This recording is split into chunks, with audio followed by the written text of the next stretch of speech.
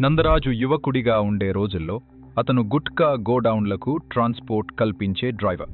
కానీ నల్ల వ్యాపారంలో మెల్లిగా కీలక పాత్రదారుడిగా మారాడు.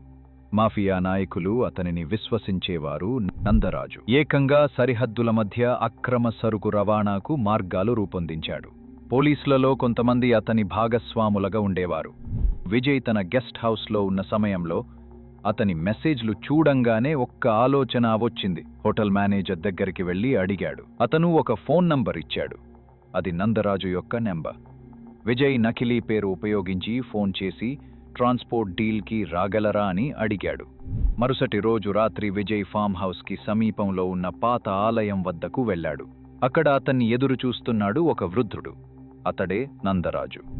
పోలీస్ ఆఫీసర్ అని నాకు తెలుసు, కానీ నీకు నిజం తెలియాలంటే నన్ను కాపాడాలి. నేను చెప్పబోయేవి పెద్దవాళ్ల పేర్లు కాబట్టి నన్ను చంపాలని చూస్తున్నారు.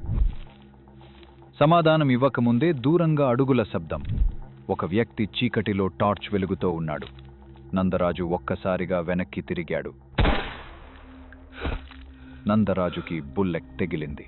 నందరాజుని చంపింది ఎవరు? తర్వాత ఏమవుతుంది? నెక్స్ట్ ఎపిసోడ్లో చూడండి.